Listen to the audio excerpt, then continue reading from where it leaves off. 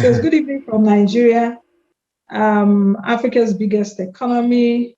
I am in Abuja, Nigeria's capital, where it's partly cloudy. And in fact, it's just rained for a few minutes.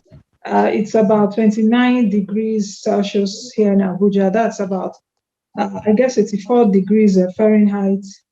I am Nancy Naji, a Nigerian broadcaster, a television and a radio anchor, the executive producer of Moneyline with Nancy on Africa Independent Television. Africa Independent Television is simply known as AIT, which is the first and the largest private TV station in Nigeria, one of the largest on the African continent. I also anchor Moneyline on radio, Ray-Power FM, which is the largest private radio station in Nigeria. I'm also the founder and convener of the African Economic Congress, which was birthed in 2019 as a platform to create a better Africa by Africans. So in a nutshell, that's who I am. So welcome you all to the second webinar in the series of global agricultural politics and policy from an African perspective, G.A.P.A.P. That's a mouthful, Dick. I'm delighted to moderate this month's webinar. I welcome you all from whichever part of the world you're joining us to this edition. So the topic for today's discussion is inclusiveness, a precondition for sustainable development in agriculture.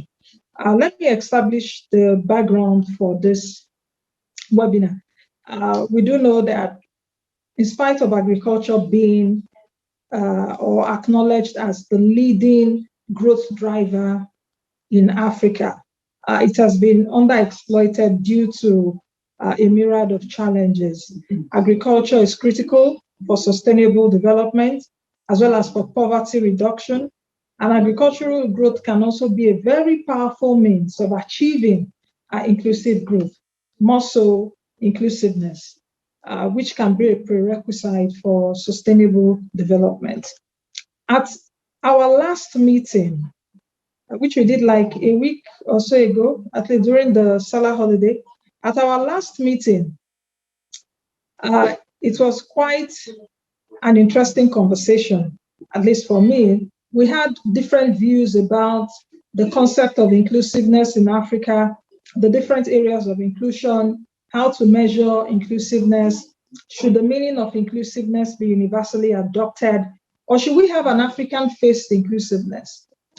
For me, at that discussion, what I could take away was that what is really pertinent is that the majority of the members of the society, of any society, should be able to participate to achieve meaningful development. So this brings me to the topic of the day, inclusiveness, a precondition for sustainable development.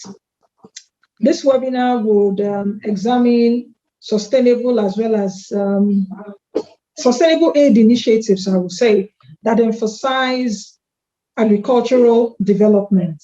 Agricultural development initiatives which would commonly feature the establishment and the creation of, clusters of farmer cooperatives. In Nigeria here, we have quite a lot of them. We also have even farmers associations. In Nigeria, we have all farmers associations and other even sectors having their own associations, maize growers, cassava growers, and what have you. How have we seen these cooperatives helping farmers gain substantial bargaining power to get both market access and better prices for their produce? Despite the various cooperation we've seen over the years, over the decades, there's still been obstacles and hiccups, such as even other social economic factors, such as the old and patrimonial systems that hinder the development of sustainable development, sustainable agriculture rather, in Africa. So over the decades, really, we have seen the introduction of initiatives and their implementation, but what we would also be discussing today will be how far-reaching these reforms have been, how measurable are their impacts? Should there be a change in models to achieve sustainable effects? How can these initiatives also sustain their effectiveness? How important is the government factor in achieving this? What roles also can the government institutions play to achieve inclusiveness? Or perhaps, when I was thinking of this, what also came to my mind is, or is government also stifling inclusion? What other solutions are there to support inclusiveness in Africa's agricultural development? So our panelists for today, we have Dr. Otto Crossing, an assistant professor, cross-cultural entrepreneurship, Delft University of Technology. We also have Edobong Akpabio, executive member of the African Farmers Stories. We have Professor Shintu, who is the CEO of Cyber Academy Zambia. Both three of you will share your perspectives regarding sustainable development and how development flows and where it goes. I've been told that Babatunde Larewaju will not be able to join us today. Dr. Ekechi Abuwa, an assistant professor of agricultural economics, Rivers State University here in Nigeria, Abena Apia Ofori, Public Policy in Africa Initiative. We all respond with your perspectives as soon as we hear the perspectives from our panelists. So I want to say welcome again to you all, and I hope that we all have an exciting, stimulating, interesting, and most importantly, an educative conversation. We will start with Dr. Otto with his presentation, but I would like us to really abide with the time, because this webinar is supposed to be 4 to 5. So I would really like us to abide with the time so it doesn't drag so long.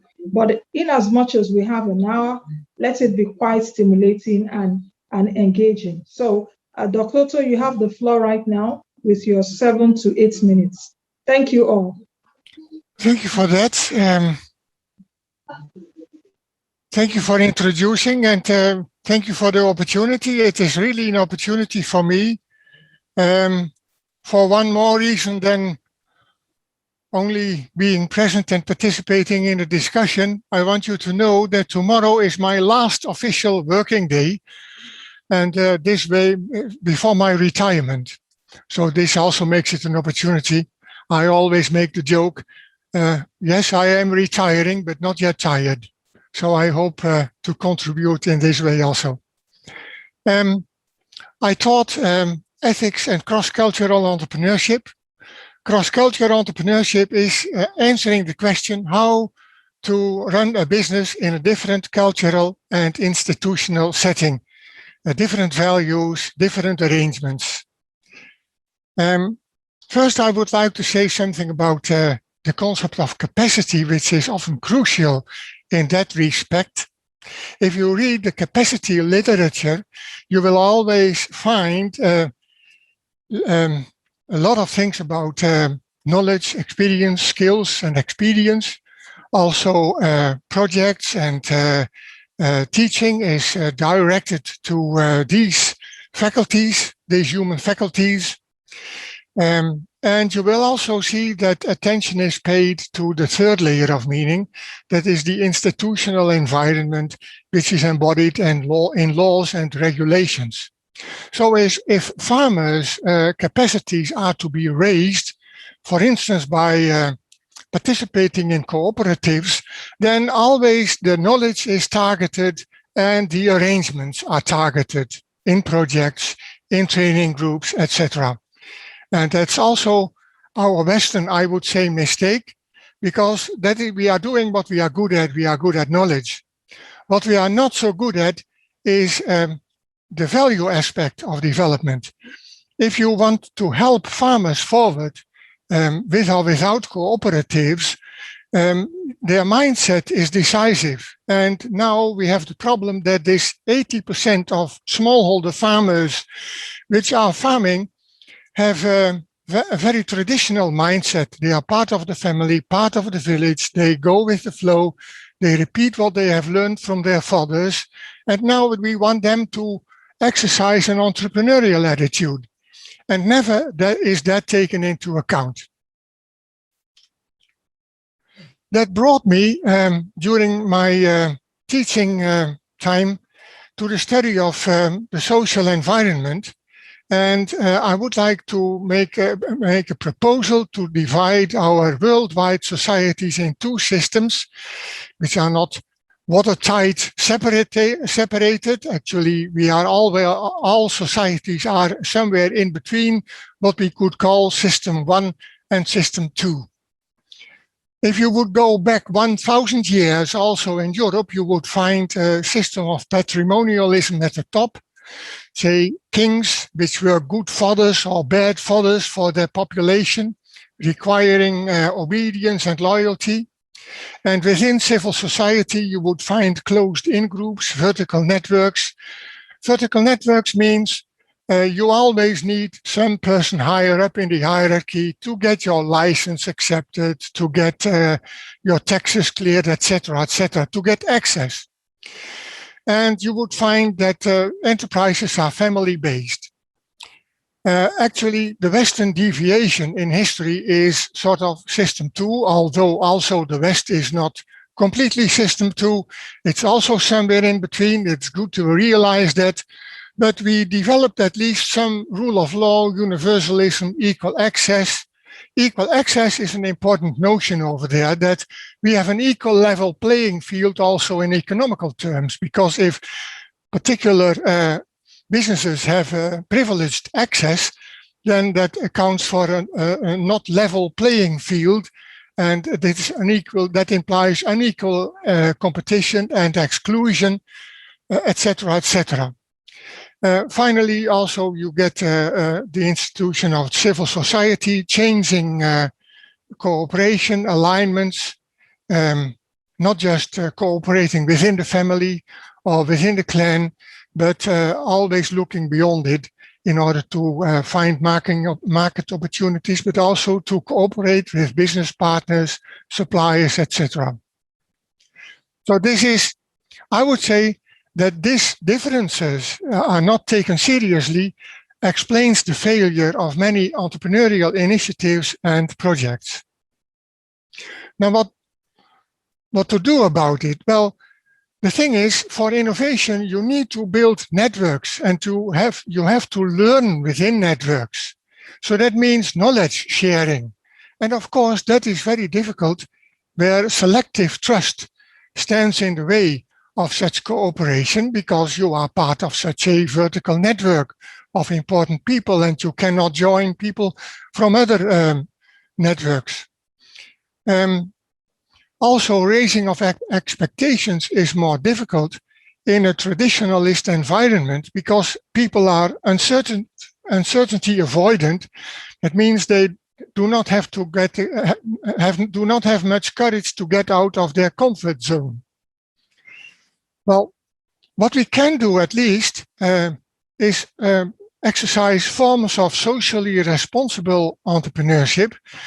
That means we have to consciously maneuver between two systems, say vertical networks and lifelong solidarity, and take for granted that that brings with it some patrimonialism and dependency and whatever that takes.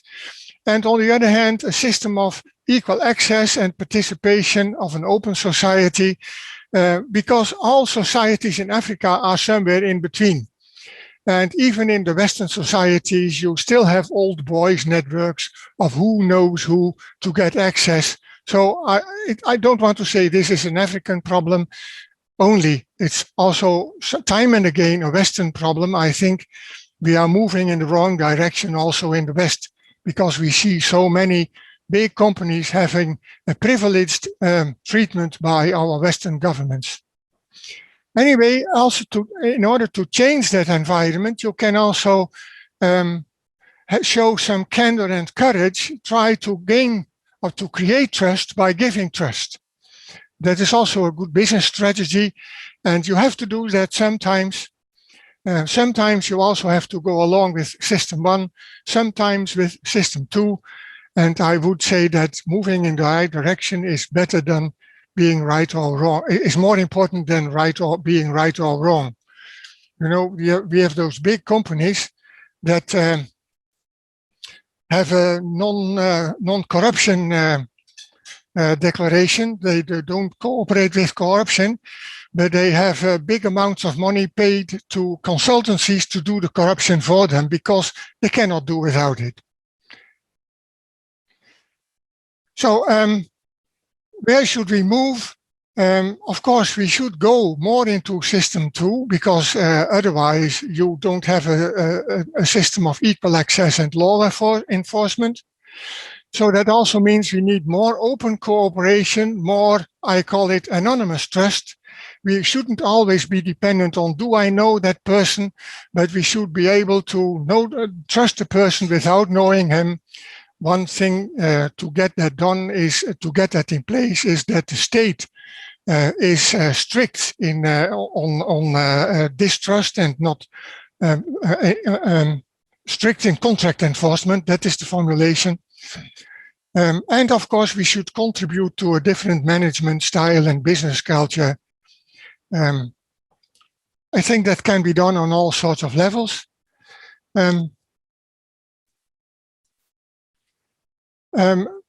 Furthermore, I have 3 important strategies for change that I would also like to bring into the discussion. We need to get into the open where to draw the line between system 1 and system 2 without moralizing and criminalizing. Often Western companies or people from the West talk about corruption, where actually they meet family solidarity in Africa. And we should find ways to deal with that in projects, in project management, in enterprises. I have seen, for instance, as a solution that one company had a family fund for family solidarity issues, for a funeral, etc. But if the fund was empty for that year, the company couldn't help the family anymore because the company also has to survive. Second point, important for cooperation in projects, is that we should take more time for capacity training of the farmers to change the mindset. And that means that in projects, we need more emphasis on process than on targets and more on learning than on results. That may sound one-sided, but the present policies are mostly one-sided in the other direction. We are looking so much to results that we do not think of the tortuous way that it takes to climb a mountain. We want to climb the mountain straightforwardly, but that fails. So many projects also fail. And thirdly and lastly, we might learn a bit from the African rhythm. That means to take time to create trust and maintain personalized relationships. Take care that you know the person on the other side. Of course, without particularism and privilege, but to know each other is important to create trust and cooperation. So I hope that I'm still within the 8 minutes. I'm done. Thank you for the opportunity, and I hope for a good discussion. Thank you very much, Prof. Thank you. Though you exceeded your 8 minutes, but we can just allow you just for a minute or two. Thank you very much. Some things to take away from your presentation: equal access. I like that. I like that you talked about capacity building, as well as the African rhythm, which I want to interrogate further, perhaps in the course of the discussion. At this point, let me bring in our second panelist. Our second panelist is Edobong Akpabio. She's the executive member of the African Farmers Stories. Over to you, ma'am.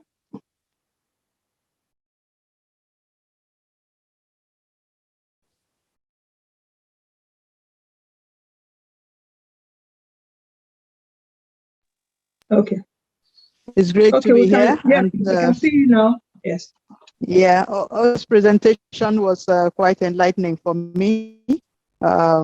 Touched on some of the things I've done in the last few days in a training program for gender advocates. And the farmers, I really wish Babatunde was here.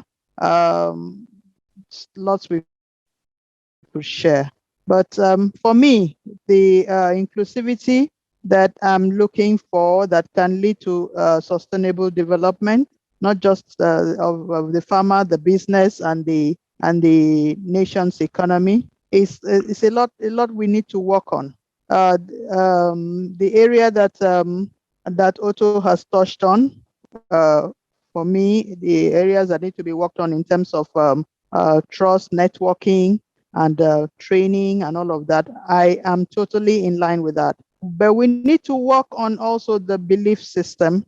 The farmers here, for many years, we haven't really taken farming seriously, because it's usually done by those whom we believe are in the villages, poor people, illiterate people. But now farming is becoming a business. Farming has become a business, and many of us are players in that production subsector of agriculture.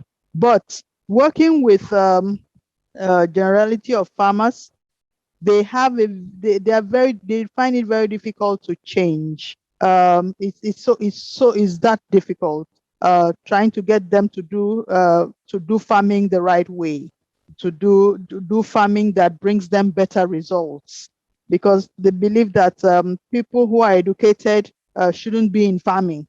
Farming is for those who are not educated, and we have a way we do things here, but it's not working. So I think it's something that needs to be looked at if we want to. That's a serious barrier for me for inclusivity, because if part of the when some farmers are thinking that way, they try to get every other farmer to think that way, and it's not working. Yields are poorer, quality, the produce is scarce, and we are just running around in a circle and expecting a better result. It can't work. So those are some of that's a very big issue that I have. And the socialization, there is a huge, in fact, even the farmers resist it. They resist you because they feel you are not one of them. Like I said earlier, the socialization that you can't be educated and be a farmer. That's very strong, among them, especially the illiterate ones. So they would borrow, they would do anything they have to ensure that their children they are educated, and they don't have anything to do with the farm. And we are looking and saying, look, let them come back. If they want to do farming, they can do it better. And it's a socialization that poor people only are the ones who farm. People who've gone to school, who are comfortable, they have no business with farming. That's a serious one. Then we have the issue of low self-esteem. Low self-esteem has already been ingrained in the body of farmers. We can have all the associations that Nancy has talked about, but they still have to work with farmers in the rural areas, farmers in the villages, and they have serious low self-esteem. So no matter how much you want to improve their lot, they still believe that they couldn't be better. And that's very sad for me in lots of ways. I see that every single day. It's a serious barrier, to inclusivity. I'm not even talking about the poor social services, uneven access to education, lack of employment equality. How many farms can really provide the kind of employment that the oil and gas industry can, like the manufacturing sector can? Many of our graduates want to work in those kind of places, but we don't have those kind of farms where people wear uniforms, they go work in the farms, they have a lot of equipment and machinery. It's not there. So there's a lot, a gap that is created. So the employment area has its own inequality. There's lack of legal protection. You get land, to do your farming, and it's contested. There's the law doesn't protect you. The regulations are skewed against you, so you lose. Whichever way you look at it, you get to be on the side of the loser. And many people have gotten their fingers burnt, in this situation. So we need to have legal protection. It's not, there's a serious barrier to inclusivity. Then political representation. The politicians only come to look for farmers when it is time for election. They need their votes. Because if a politician was actually interested in the progress and the development of the farmer, they know what to do. How do you explain, Nancy, coming to share planting materials, farm materials for planting in a month that is like 3-4 months past planting season? How? So you can see that it's a question of, I mean, they don't factor in, the development of farmers, or even have any appreciation of what the farmers do. I don't blame them. Food is cheap, because if food is not cheap because we have surplus food. Food is cheap because the way food is produced and the people who produce them, and people they just need basic money. They really do not see it as a business. So for them, it's just a stipend, just to get them by. So end of the day, it just drops them into the more cycle of poverty, but they don't see it that way. So because of that, if you're not in an economic activity that gives you good money, politicians don't respect you. So they just come to them, when they need votes. So the farmers actually do not have political representation. And then I'm not even talking about the public policy and the perception of farmers. Look at our agriculture policies. They really sometimes don't make sense to me. I don't know about others, but I find it difficult to agree with some of the things I see that are being branded about as public policy. So you have schemes and initiatives, you have all kinds of programs that limit access to resources. End of the day, you actually think you are actually providing this program for farmers, and yet qualification is looking like it's for people in another industry. So industry specific designed programs, especially for farmers, is very, very lacking. Very, very lacking. So the benefits, don't really come to the farmers. The opportunities, farmers don't even get to know them. We talked a lot about that in the last few days in a program I said I attended.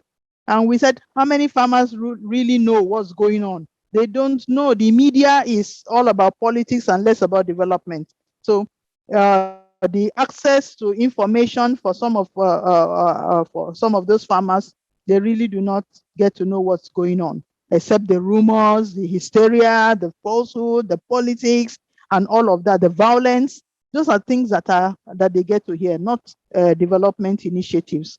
And then we need to work on their mindset. There's a social mindset. I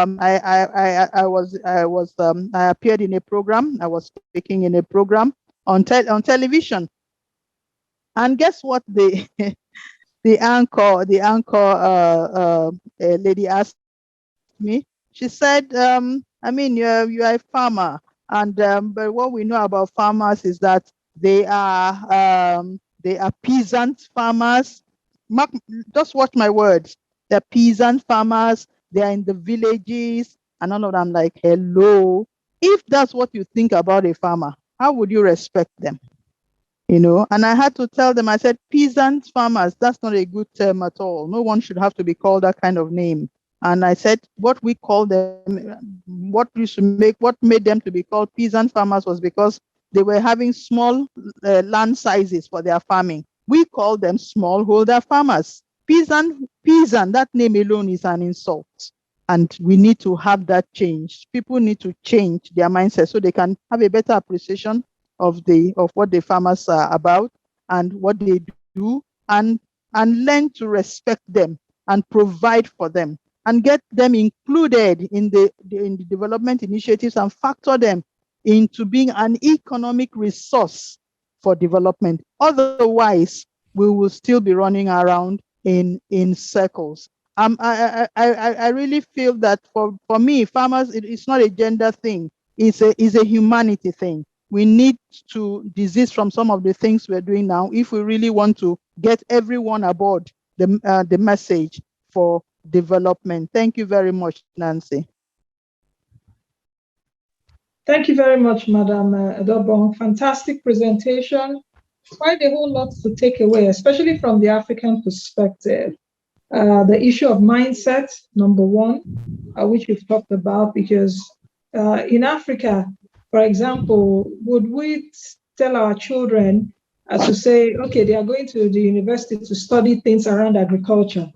And the mindset would also be, what jobs will you get with that? There are no jobs for that. So the mindset, you were right on the spot with the mindset. The role of education, you mentioned something that farmers don't want to change. It's difficult for farmers to change. That change adaptability, how do we now change it? Does agriculture have a role to play? Does education, rather, have a role to play to change that behavior that farmers do not want to change? So does education have a role to play in that change adaptability? Another very instructive thing which you talked about is politics, because of course here in Nigeria, we see that most times, so if not all the time, is when there are elections that you see politicians going to the capitals of the state, bringing in people from the rural area. You will see women, farmers, you will see different people, different associations having that camaraderie with them. After the elections, it's over. Nobody recognizes them. Then you also dragged in my constituency, which is the media, that we have also a role to play. The other thing which I learned is that food is cheap. Food is cheap in Africa. Perhaps is that why we are not, getting, or we are not taking agriculture seriously. But I would also like our participants from the other parts of the world to weigh in there when we come to the discussion time, if really food cheap elsewhere. Because I'm also being told by my friends abroad that our food is cheap. You go to the mall, you see something for $1 and all of that. So I would like us to interrogate that further. But thank you very much, Madam Akpabio, for your presentation. Let's move over to Professor Chintu. Professor Chintu is the CEO of Cyber Academy, Zambia. Professor Chintu, please share your perspectives regarding our discussion today. Inclusiveness, a precondition for sustainable development around, at least in Africa. I'd like to hear your perspectives. Thank you, Prof. Hello. Yeah. Yes, Professor. It's very encouraging. What our sister has just given out. Perhaps this is very common in Africa and in much of the world.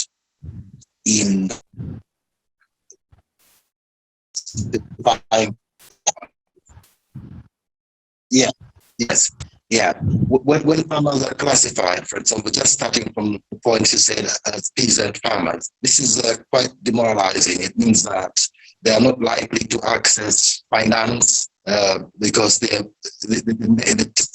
bring into the spirit of inclusiveness and elevation of such farmers, because like we've seen, the Nordic countries as well as the Netherlands benefited so much when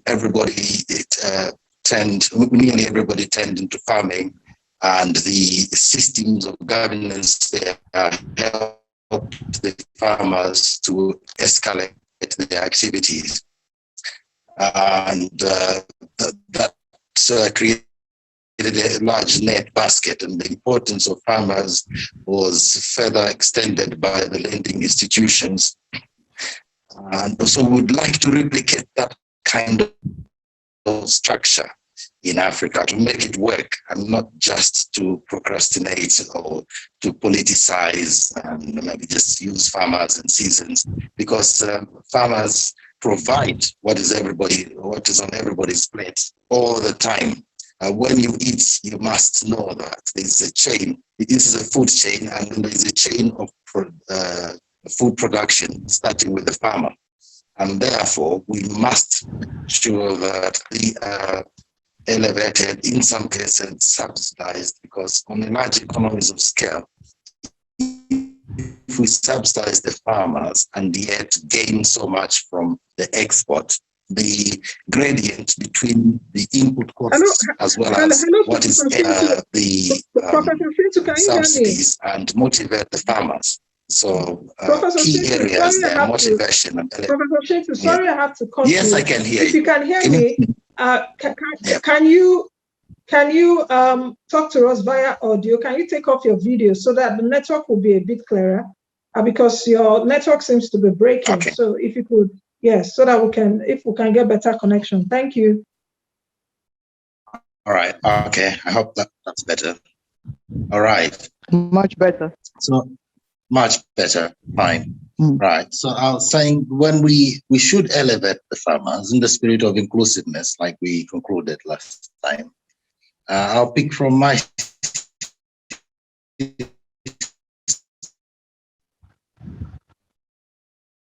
so I was speaking just earlier than me to give, because if we keep calling people peasant farmers, we'll be like applying the system that's used in India that is derogative to some communities. We don't need that to move forward as a society in the spirit of inclusiveness.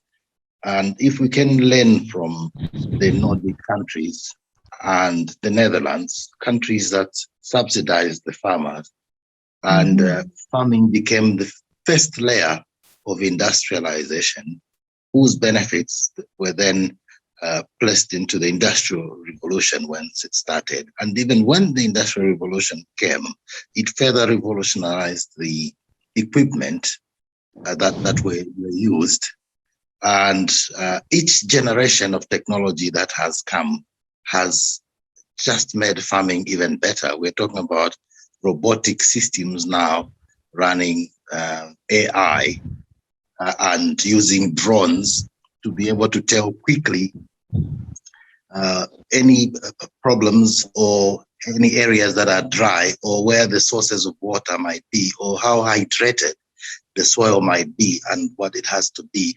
So all that is very important as an agricultural revolution, but this must be happening alongside the development and awareness of participants, people, farmers, the customers, the food chain or food supply system, so that there's mutual benefit at each stage and in the supply chain, so that it creates a value chain which benefits the farmer so much. On the starting point there, the farmer should possibly be subsidized by these governments. But once production is taken place, through perhaps exports and other incentives, the value that the farmers retain must be large enough to support their continued growth of business and the industry itself, and other industries that are dependent on agriculture, or industries that add value to the chain, to the value chain of the agricultural products, most of them foods. Of course, there are others that may not be food, such as flowers. In Southern Africa, I know, and back in East Africa, flora kind of flower agriculture is taking place and yields a lot of profit for participants using greenhouses. It's winter right now in Southern Africa, and this particular year, this July, has been one of the coldest on record. But investment in greenhouses has helped those that are exporting flowers to keep them in good health. So, and a lot of other people must be elevated to where they are opting for these high value products, because exporting, say, or growing maize alone has little profits compared to diversifying into flowers and wheat and other aspects. So we need all these things to synergize, come together, and bring value to farmers. And we should be seeing farmers graduate on a continuum from the level of being subsistence farmers or small-scale farmers, from small-scale farmers to maybe smart farmers. And what I mean by smart farmers is where for the same hectarage, they can multi-purpose their activities to increase earnings, as well as to diversify in products and understand maybe the nitrogen cycles along the time continuum in a year. which could be smart farming. And even if they can't yet afford robotic technologies, they can use organic approaches for smart farming and increase in yields on hectares. And for that, then farming education has to be extended and given real great value for both young women, young men, or not only both of those, but even older farmers may have to undergo some retraining. That would be my intro to what I have to say this afternoon. Thank you very much, Professor Shintu, for that. Quite a lot to take away also from your presentation. Development across the value chain, quite significant. You also talked about subsidies for farmers. I would like you to speak later on what shape or form of subsidies do you mean? Because over here in Africa, we have government institutions who say that they have subsidies. Subsidies in forms of loans, subsidies in form of providing fertilizers or extension services or what have you. So I would like you to expand on that later. Then you talked about the identification of crops, the graduation of smallholder farmers to smart farmers. But how do I link what you've said now from smallholder farmers to smart farmers vis-a-vis what Madam Akpabio has spoken about, that farmers don't want to change? So for farmers to adapt to technological changes, they must be able to learn, they must be able to change, they must be able to be educated. So how do you marry that together for that? So thank you very much, Prof, for your presentation.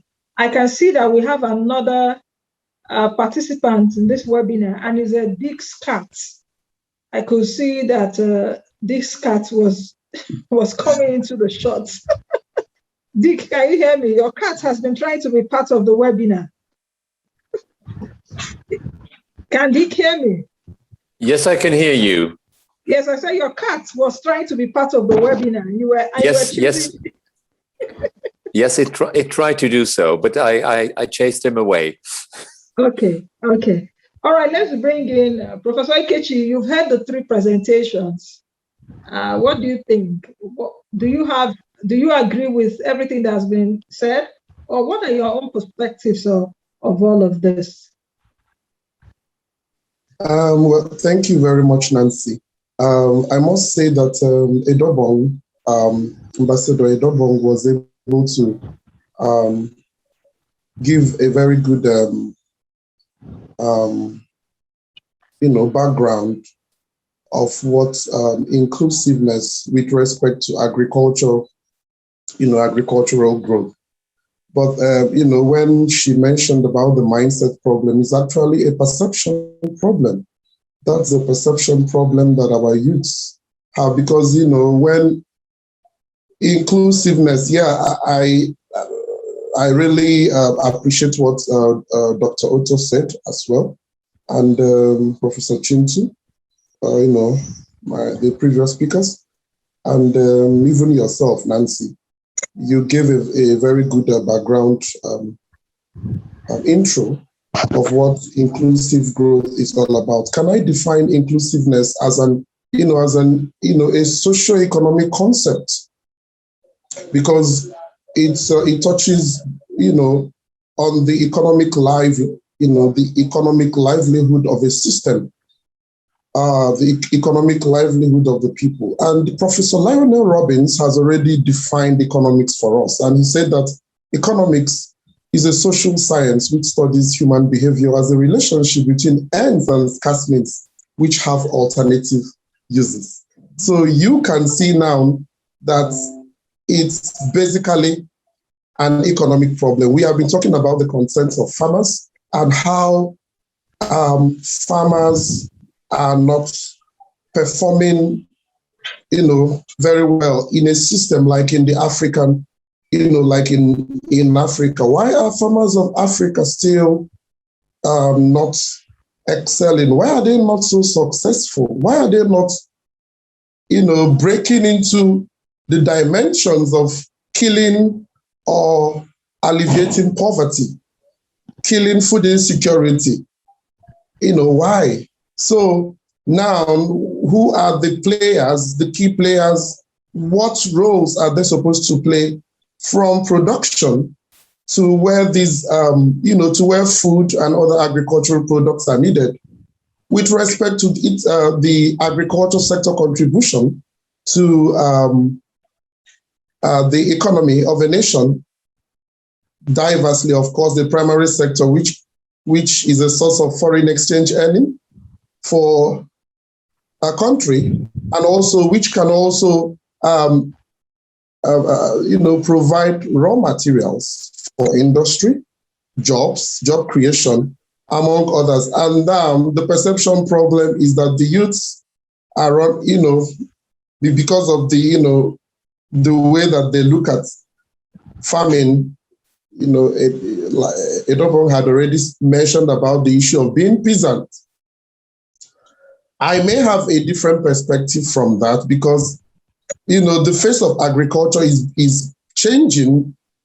And you mentioned education, Nancy. The education sector is very, very important in driving inclusiveness in an economy. And that is where, it rises and falls, because how can we communicate?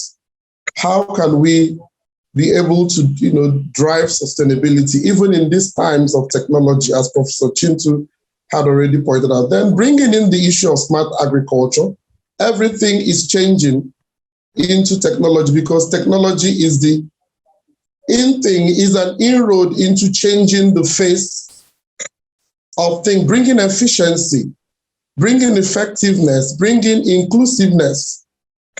Technology comes in, and that is why the youths are very, very, they have their roles. Their roles cannot be overemphasized. The importance of their roles, as well as the women, So, and now the problems of the agriculture sector, the challenges, is actually, cutting down or minusing the inclusiveness that we are talking about. Since the previous speakers have already been able to nail, some of them have been able to nail the, to hit the nail at the head, we need to look at ways that will look out for more economic opportunities for the key players and the drivers. Many times I've come across farmers, even today, the other day, we come across farmers, all they are saying is the problem, mentioning the problem, crying. Why? Because there is no system. We need to, like in the social media, in the media platform, what role are we playing so that we can encourage inclusiveness in region, the regions of Africa? We have the ECOWAS region where Nigeria is a strong force. Ghana is also there. Cote d'Ivoire, they are all there, and they have their own success stories, how their economies have been transformed through the agriculture sector, with respect to government intervention, with respect to private sector intervention, with respect to every key player, stakeholder involvement in driving transformation and inclusiveness. And then going to the COMESA region, where you get the SADC and you get the Eastern African region as well. You can see how a country like Ethiopia is advancing as the days go by. Kenya, Uganda, how are they advancing with respect to inclusiveness? So we need to all now look at our, at the Dutch, the Israeli, the German, and the developed nations. How have they been, sustaining the inclusiveness that they attained? Why are they called developed countries? How will the concerns of farmers, how is it being, addressed? How are we also getting to feed well, to have clothing, to, have shelter over our roof, good things, and we are able to enjoy our livelihood? And so when people will now come to invest in a system that is experiencing or getting transformed by its inclusivity, we can now say of a truth, this nation, this economy has advanced. So let me just stop there for now. Thank you. Thank you so much, Nancy. And thank you so much, Dick, for even setting the pace as well. I will also like you to speak on this inclusiveness, Dick, because it's something that everybody has to say something so that we know your own perspective, and then we can now move from there. Nancy, thank you. Thank you very much, Dr. Okechi. Thank you. Fantastic points there. How fast are farmers changing? Expanding economic opportunities, young people, bringing in young people into agriculture. In fact, I know that there's a World Bank report. There's a World Bank, I think, World Bank Africa region, they conduct the facts and the myth about agriculture in Africa. And there are some are myths now that as a result of that report, when I read it, like, okay, the bulk of African farmers are women, close to 80%. That report did tell us there is about 40%. They're also conducting a study right now on, are the young people not interested in agriculture? That report is yet to be released. I'm interested to see those kind of things in terms of what Professor Shintu said earlier in terms of smart farming, what you have also said, Dr. Ikech, in terms of expanding economic opportunities for farmers, which we will interrogate further. I think we'll take in Abena Pia Ofori right now, Public Policy in Africa Initiative. After Abena, I can see a few comments on the chat box. We'll take them. Then definitely this is an interactive session. We would also like to get solutions, because at least we do know the problems. What are the solutions that we can implement? So we'll take solutions from every one of us on the platform. But Abena, you can come in now. Thank you. Thank you, Nancy. And I'll keep it short because I know we don't have that much time. And also thank you to everybody that's spoken today. I've learned a lot as an intern at the Public Policy Initiative. But I think I was very shocked when I heard, and please correct me if I say your name wrong, but Idobong say that food is cheap in Africa. Just like knowing everything that I've read. Did I say your name correctly? Yes, you did. Okay, cool. Just knowing everything that I've read in Africa about sort of food shortages, malnutrition when it comes to children and things like that. So I guess a question that came to mind was that if food is cheap, who is that cheap food going to? And it reminded me of how Ghana, recently, a couple months ago, I think in winter, decided to stop selling our cocoa to Switzerland. And that was because companies like Hershey and I don't know, other chocolate companies had been sort of exploiting the farmers and underpaying them and not giving them their, what they were worth. And I'm just wondering, what does the export situation look like? And I feel like farmers are valuable because they, I think one of the speakers talked about sort of the food chain. They're valuable because they feed people, they feed the children, they feed who will lead Africa in the future. But if what they're growing isn't actually feeding the people of Africa and is being exported to other places, then that's sort of taking away the value of farmers. So I definitely applaud countries like Ghana that are taking production into their own hands. And I also wanted to speak a little bit about the lack of interest when it comes to youth in farming. I think a great way to fix that would be if governments implemented free education programs in the university systems to allow youth to explore sort of like different farming techniques that they could use.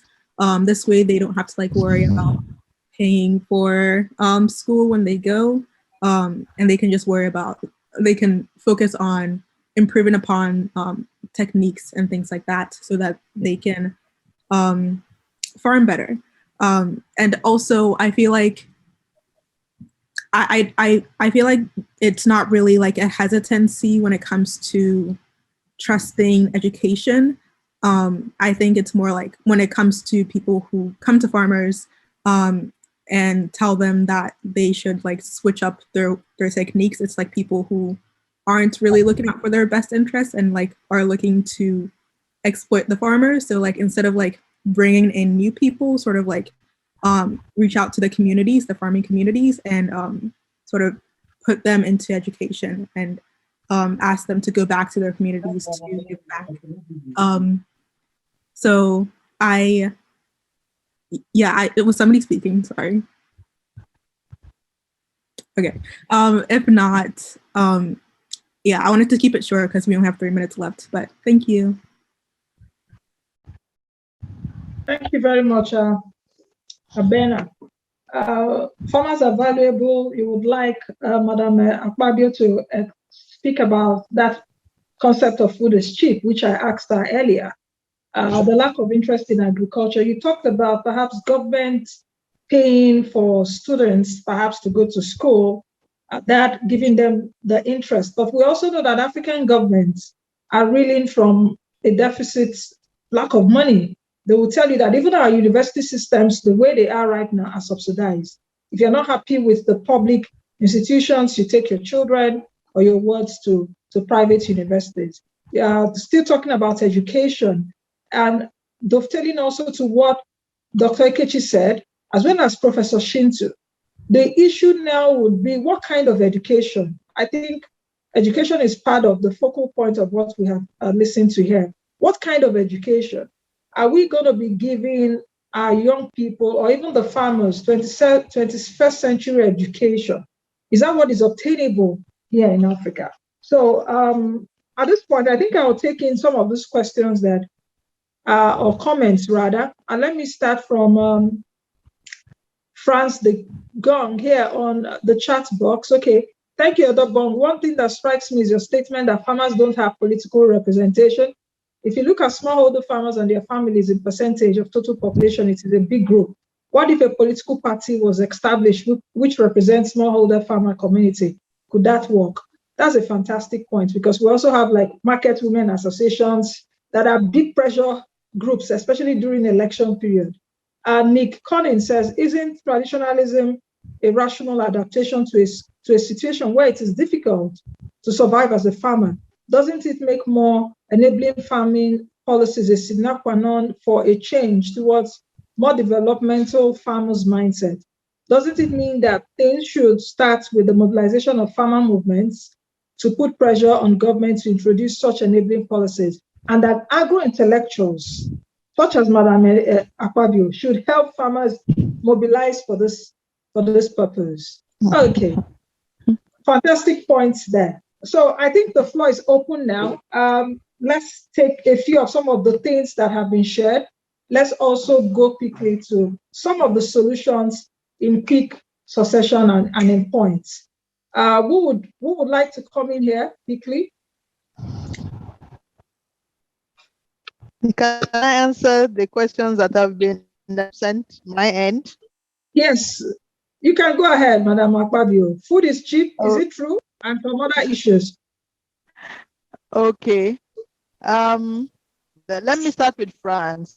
France, you've made a very valid point. And true, we have a critical mass of farmers that can mobilize, have their own party, vote according to their interests and all of that. But politics here is not like where we have in some other parts of the world. Politics here is very expensive, and there's a whole lot of social tinkerings that do not permit too many people to mobilize against certain political interests.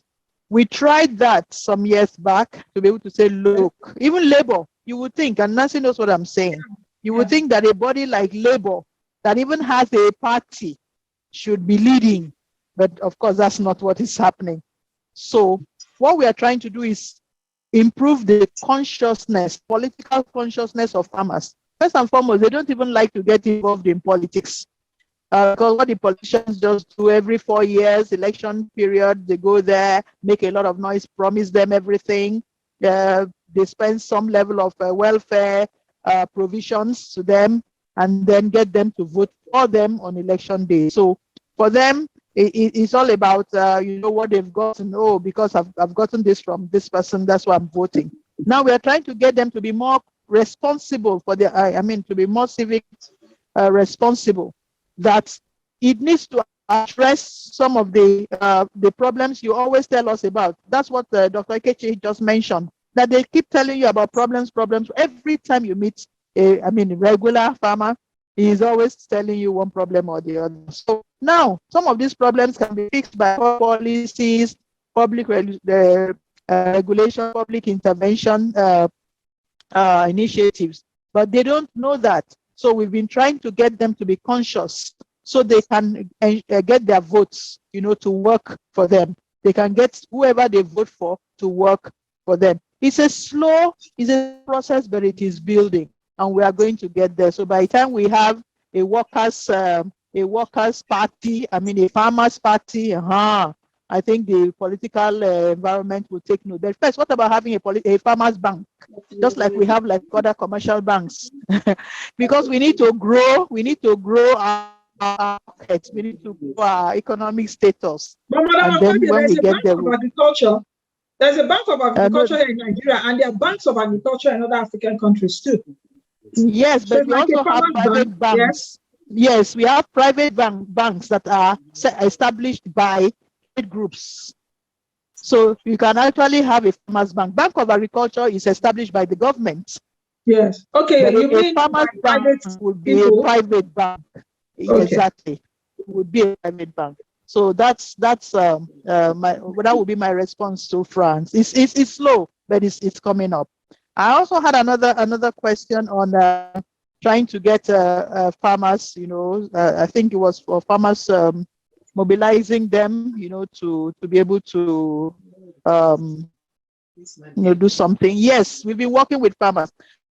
The African Farmer Stories has been working with farmers. That's what we do. That's what we wake up, and that's what we do. We try to ensure that we train farmers. We train a lot of farmers. We've trained throughout the COVID period, the lockdown period of about 5-7 months, we trained over 2,000 farmers virtual.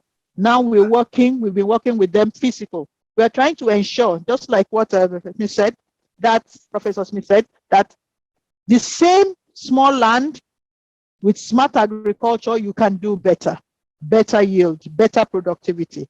So that's what we're trying to work with them, so that they can actually appreciate where they've been and where we are getting them to. And that has actually helped a lot of them. Even their confidence is growing, because they used to feel that, all I need to do is just get by. Now it's not about getting by, it's about doing better and getting better every day. Unlike when we used to say, they're illiterate. No, it's not true. I discovered that it's not true. Some of them have been to school up to a certain level, but life happens, so they get drawn back into the system of just not making headway. Now we are able to tell them there's more to farming than what you ever knew, and we are teaching them some of the stuff. May I let you know, Nancy, that we have farmers, subsistence, smallholder farmers who are even trying to make use of drones. They are interested in using drones. They understand better what bees do. They are conscious of consequences of climate change, and they want to join, the community of solution providers. So that's where we are right now, and we are doing better and better daily. Thank you, Nancy. Thank you very much. Does any other person has anything to say Dick, Dr. Kechi did ask you earlier to speak about your own experience and bringing it to fore as regards what we're discussing this evening. Kechi wanted me to speak up and to declare what do we think, and perhaps I should bring in our perspective from Europe.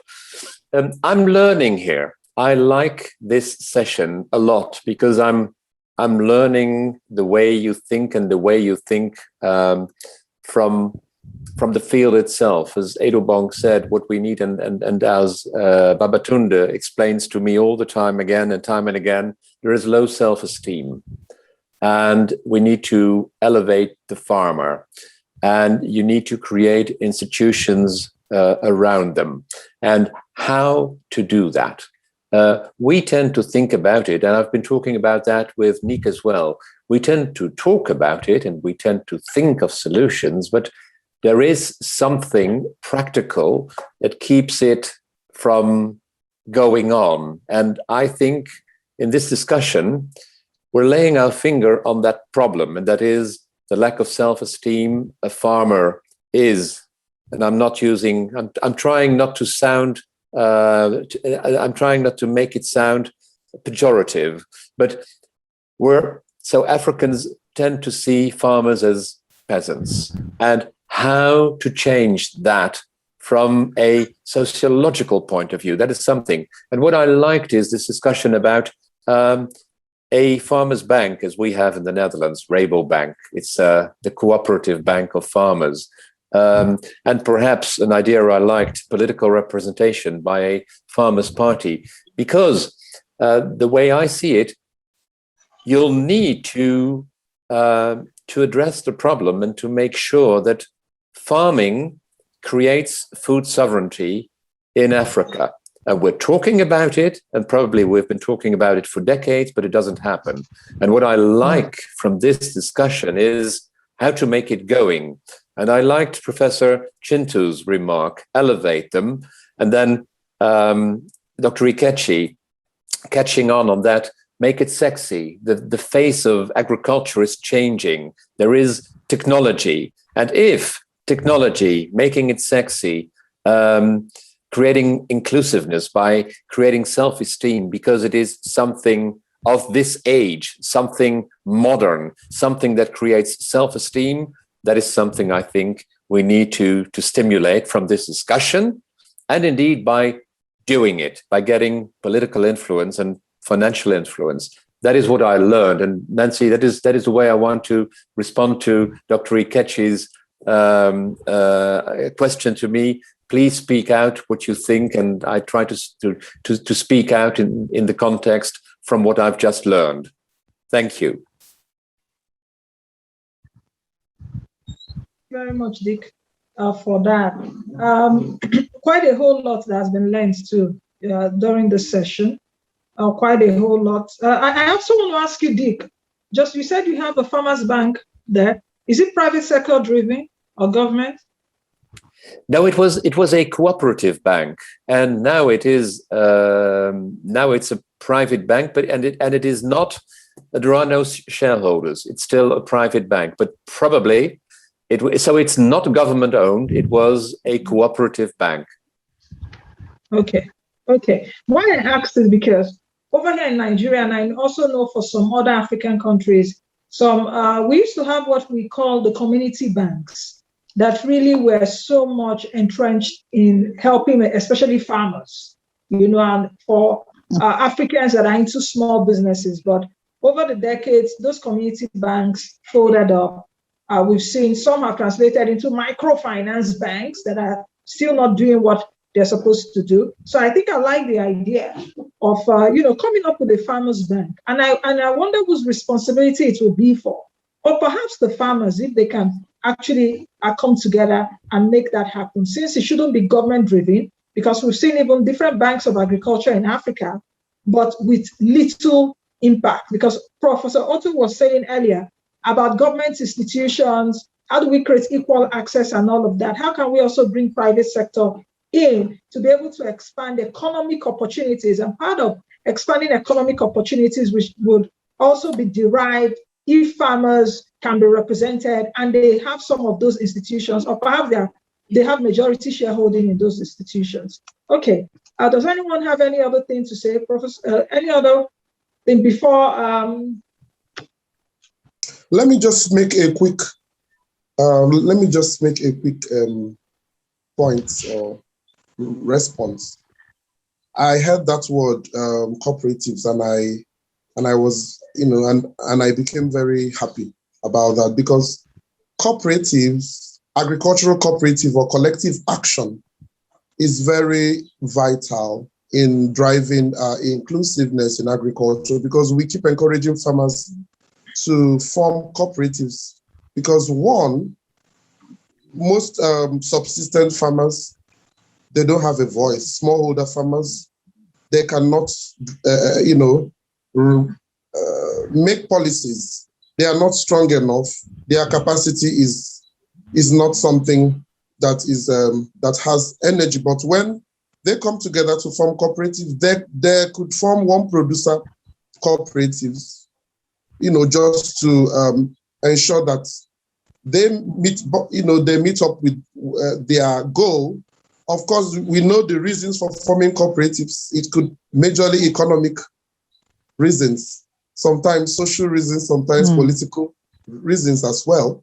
But it's very important, forming of cooperatives. And also, we have consumer cooperatives from the agriculture side as well. Now, the whole idea of forming a cooperative or collective action is to have a voice and to drive transformation collectively. And then they can even play roles in value addition. They play diverse roles in the mainstream, in the channel, whether it's channel of distribution, channel of, one role they are playing, whatever. I had talked about the youth thing, which, most of us have also mentioned about. Because of the energy in the youths, they are supposed to be encouraged. They are very proactive. They have, that force to reckon with. So we need to encourage our youths. We need to pay, like Dick has already said it, change the face of agriculture. Even while I was in South Africa, we used to say that a lot, making agriculture sexy, because we know that is where everything, that is where we are blessed. And that is where, how can we attain inclusiveness outside of the resource that we are endowed with? So we have comparative advantage over other places with respect to the diversities. Thank you very much. Thank you. Thank you so much. Good to see you, Dr. Hugh. Thank you very much, Dr. Ikechi. Any other comments? While we wait for that, I would like to find out from Madam Akpabio. You talked about COVID-19, and I would like to know how the COVID-19 crisis has impacted inclusiveness in agriculture.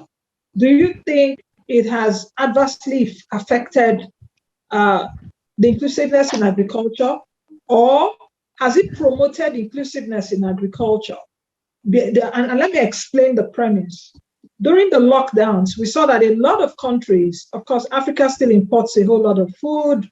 In Nigeria, for example, we spend billions and billions of dollars importing food. During the lockdowns, majority of the countries hoarded their food, they couldn't export. So it dawned on African countries that we must feed ourselves and we must engage more than ever in agriculture. So do you think that the COVID-19 crisis really has opened our eyes to be able to embrace that perhaps agriculture is the way to go, and perhaps that we need to engender more inclusion in agriculture? Madam Akpabio? Yeah, thank you, Nancy. The COVID-19 pandemic opened our eyes to a lot of things, one of which was that even farmers we can no longer be an island. And I think despite the fact that everyone was locked in, I would say, farmers were allowed, to move around the food value chain. players in the food value chain were regarded as essential services, and they were allowed to move around during that period. One thing was clear. You may not go to work, there may not be electricity, but people will eat food. And it was very clear. It has helped, the message of inclusivity has, COVID helped us to make it clearer for a lot of people who didn't understand it in the past. That's why you have a lot of groups, a lot of organizations working with the food players in the food sector to ensure that they increase their productivity, increase their capacity and their skills level. There's a whole lot that has been going around there. You would also find, if you're actually following some things in the social media, that a lot more young people are beginning to come out to say, I am an agro entrepreneur, I'm a farmer, I do this, I do that. We are having more of them because of a lot of the supports, the system, a lot of the support activities during the COVID lockdown. We did, in the African Farmer Stories, we're having SOS every day because the hospitality industry was shut down. A lot of the products that used to go to them actually were going to waste. We had farmers burying eggs. We had birds dying, so we saw a lot. We had swine fever outbreak in one of the biggest settlements in West Africa, which is in Okero, the border between Lagos and Ogun State. So the inclusivity became a message we didn't have to talk too much about, because we could say, look, it's all about us being, getting help across, so we're not talking about gender. If we're talking about the agro entrepreneurs, we have everyone on board, because food doesn't select gender. Food, everyone eats food. So it has helped the message to go around better than before COVID. Thank you, Nancy. Thank you very much, Madam Akpabio. That's why I had to bring in that COVID-19 crisis perspective to what we're talking about, because we're still fighting a pandemic. So to an extent, from what you've said, COVID-19 pandemic was a blessing in disguise.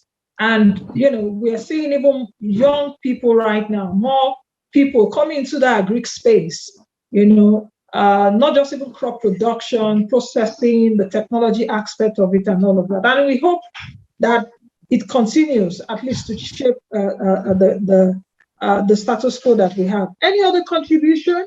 Because this is about 18 minutes after 5, so that at least by 5:30 round up. Hi, Nancy. Hi. Hi, everyone. Just want to say that there is one aspect that we can also try and capitalize, which is which is the fact that we can, in country vision, Nigeria, Cameroon, in there is the suggestion that banks in sub-Saharan Africa should give loans to agricultural students when they graduate, in order to implement their project and stuff like that. Because in Africa, as you know, most of our banks are liquid, because because of lack of collaterals. Usually they don't find people to give loan to, and the collaterals that they usually ask is land at a deed. So most of those graduates in agriculture don't have land at a deed, and some of them come from poor household background. I believe that in Africa, we should start moving away from asking collaterals and more toward using data, so that we can prove through data to the banks that if you give agricultural loan to graduate of agricultural school, it will end up being something great. Because, for example, data suggests that the food market is $1 trillion in Africa, and for example, just about drugs, for example, Africa imports 70% of its demand of medicine from China and India, So if we and it's equivalent to $14 billion a year. So we should start giving a chance to agriculturals who graduate, by giving them loans and using data instead of collaterals, and prove to the bank that they are bankable. It will be profitable for them and for the African society if they trust and they give finance to the graduates so that they can do agriculture commercially, and also, make use of technology to expand, the business and, for the benefits of Africa. Thank you very much. Okay, Hugh, just before you go, talking about the banks in Africa, and we do know that the banks in Africa are short-tenured. They are short-sighted. They look at 3-6 months, 1 year tenured loans. So, and you're saying that data should be used as a basis, to get some of the loans. How now do we begin to change that perspective of banks? Because even here in Nigeria, or in Africa rather, most banks will not even loan to a farmer, because at the end of the day, sometimes they will loan to a farmer, something will happen, either flood, or let's say, is it in Kenya, locust will come and eat all the crops and all of that, and those monies come to waste. So shouldn't we also elevate the conversation even beyond banks, just to like what there's traditional banks now, to like what Dick said earlier, a farmer's bank that will recognize all this risk? Yes, I think that one of our problems in Africa is that we don't rely on evidence. We do rely on intuition and experience. A bank manager will say, by experience, I know that, okay, this and that, and also intuition. But we should move away from that and start closing the data gap. We should collect data on our economy, and our society, look at the demand for food. We should look at the soil. We should make projection, look at the population growth. Africa by 2050 will double its population size. So we should show the bank through data that if you give this loan for a longer term, within 5 years, 10 years, this is the expected outcome for you, so that they should look at the data. But the problem in Africa is that we don't close the data gap. We don't collect data. Secondly, we don't have data analysts. We can manipulate big data, complex data, so that they can prove to the bank that if you expect those young agricultural graduates to give you a collateral, they won't, because, for example, in Cameroon, 4 out of 10 people live in poverty less than $1.90 a day. And half of those, graduate from agricultural school from poor family background in Cameroon. In Nigeria, maybe, I don't know, but it may be something similar. The point I'm trying to say is the solution that is being proposed are good, but unless we move away from asking those young people or young agricultural school graduates for a collateral before giving them loan, giving them a chance, like in Europe, venture VC, entrepreneur can just trust you based on the data and, everything that you show to them. So that's how Africa should be. That's the future. Africa needs to move away from asking like collateral, physical collateral, or I don't know, and give a chance to those young people based on data. If you can show that by giving you 1 billion naira, for example, within 2 or 3 years, you will produce that tomato, the demand is there, the market is there, the road to transport, the cost can be maximum this, there is a right network next to you. Prove to me through the data, through evidence that this thing can work, then we should start training the young generation of bankers in Africa to think that way, not to think in the way of just intuition and experience. In Cameroon, when you come to a bank, I will ask you, okay, what collateral do you have? They should change that climate, that way of thinking, and start moving away from, okay, show me the data. Just prove to me that this thing works. That if I give you my money within 2 or 3 or 4 years, we can double our profit. That's the kind of thinking that I was coming from. But I agree that there are different ways to come about this thing. But I just want to kind of focus on, data instead of collaterals. Africa should move away from that kind of thinking. Thank you very much, Hugh. Any other comment very quickly before we round up? Yeah, I just wanted to point out, Nancy, that Dr. Ikechi had said something about making agriculture sexy. I completely agree. We can start by showing what the potentials are in agriculture and the mammoth opportunities that are there to younger people from the primary school, from the secondary school and the universities. When our young people from teenagers begin to appreciate a different way of, have a different impression about agriculture, you would see a mammoth change. I can tell you something, Nancy, because I have taught them. I also run a foundation that works with schools. A lot of our young people do not see the link between their daily lives and agriculture. And it permeates like nearly every business sector, I can tell you. So maybe a teenager's dad runs a transport logistics firm and carrying passengers and probably cargo. If this teenager grows up to know that there can be purpose-specific vehicles to ferry agricultural products, I tell you, there's a huge opportunity there all over Africa. It can lock into that as well. What does that mean? It will expand the business. It will give the business, a bigger chance at sustainability. So those are some of the things we can do. And when we don't look like wearing, somebody said, I'll tell someone I'm a farmer, and they're like, you can't be a farmer. And I'm like, why can't I be a farmer? You don't look like a farmer. How does a farmer look like? I want to look like the kind of farmer I want my children to be. So when I'm speaking in schools and all of that, initially they look at me and they're looking like this one cannot be serious. But by the time I'm done, I know that I've gotten their attention. We need to have more of such engagements. That's how we make farming sexy. That's how we make agriculture sexy. There's a lot more to agriculture, agribusiness than farming.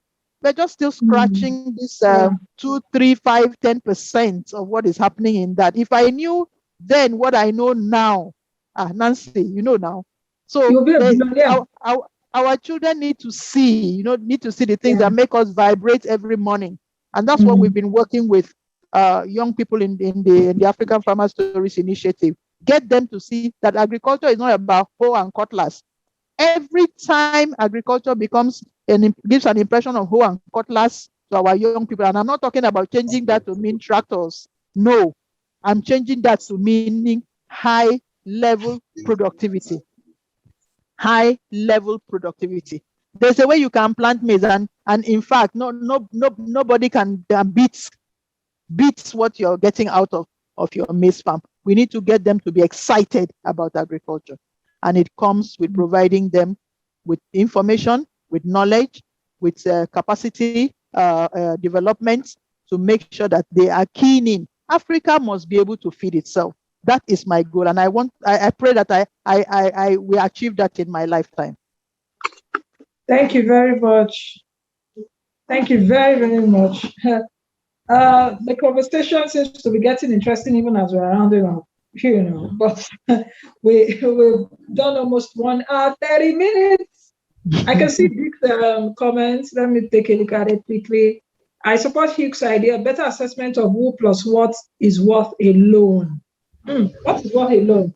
Hugh, are you still there? Just in 30 seconds, can you expand on that? What Dick just said. Are you talking to me? Yes, Hugh posted on the chat box. Yes, okay. Hugh is saying, what is worth a loan? Who plus what is worth a loan? Data. Yeah, I think in Africa, we are trying to get developed the wrong way. I think that we try to do a lot of things at the same time instead of focusing on one thing because we don't have enough resources. We should focus, for example, on agriculture because there is demand. And also that, we can feed China. Xi Jinping have 1.4 billion people to feed every day. And we import a lot of food. So we can feed Africa, feed China, develop through agriculture because we don't have... But China is also trying to get self-sufficient in food. They know that they're importing a lot now in food. I don't know if you've seen what happened last year. China, for example, is trying now to export cocoa to the rest of Europe. And cocoa is like, where countries like Ghana and Cote d'Ivoire that's where they have, advantage against the rest of the world. So we consider like that. I think where I was coming from is that I believe that, again, closing the data gap is the way forward. We should move away from asking characterize and ask, okay, prove to us that you have a bankable produce through data. The reason is because In Africa, if you go to see a banker and you say you want a loan, usually they want collaterals, physical thing like line strategy. So because they don't understand economics, they don't even know the kind of thing that we are discussing now. That's why I say the next generation of banker, when they go to school, they should introduce classes like economics, public policy, so that they try and understand when they face a young agricultural school graduate, he can say, look, we're importing that much from China. We're importing. In my country, for example, the number one import food is rice, followed by frozen fish. Billion. It can give up to 100,000 jobs if we stop importing. The question is, why can't we do fish? In Senegal, they do it. If you take a country like Bangladesh, 97% of the demand of medicine they produce is locally. But in Africa, 70% of our demand in medicine we import it from China and India. Nothing wrong with China and India. But I'm saying we Africans should start trusting people, not based on, collaterals, but based on data. We should move away from this idea of, relying on physical collaterals, All right, thank you, Hugh. Any other comments quickly? If not, I think it's time for us to, round up. I hope we all had a very interesting engagement. Did we all as a people enjoy this session? Can I see thumbs up from, okay. Okay, we all enjoyed this conversation. And I want to thank you all for this engagement. So much to learn. And I've actually penciled down the solutions from what we have been talking about. And let me just run through it. Number one, make agriculture sexy. Elevate the farmer. So it needs to, agriculture has got to be sexy. We need to elevate the farmer. We need to raise political consciousness. We need to also have, farmers engaging more with politics or having that political influence. We need to have creation of equal access from Professor Otto. Capacity building, very necessary. The change of belief system, we need to shift how we think a farmer should look like to what a farmer should be. Ordinarily, who is a farmer? Then education, smart agriculture, provision of subsidies, expansion of economic opportunities, media participation. I like that part that Mr. Akpabio brought in. The media participation to change the narrative. In my own little community, I will try to do that too. I've been doing that at least on my show though, but we would encourage more media participation. Then the creation of Farmers Bank, Farmers Party, farming creates sovereignty. Of course, a country or a continent should be able to feed itself. Government institutions, the role of government institutions. Hugh talked about prioritizing data, not just about prioritizing data, but monetizing data. Exactly. Also. Then encouraging young farmers, the change in banking model for agriculture, we should try as much as possible to de-emphasize collateral. So I have, I think, up to 20 solutions here or more. So thank you, everyone, for participating in this session. Professor Otto, you are retiring, but I hope that this will not be the last we'll get to see you. You're retiring, but you're not tired. So we hope to still learn from you subsequently. Thank you for the thank you for your words, and I hope to contribute to the discussions in the future. Yeah. Okay, so we wish you well. All right, thank you very much, Professor Otto, Edobong Akpabio, Professor Shintu, Dr. Ekechi, Abena Piaofori, Hugh, a lot of you right now. Let me see if I can run through the names very quickly. Okay, Dick, definitely.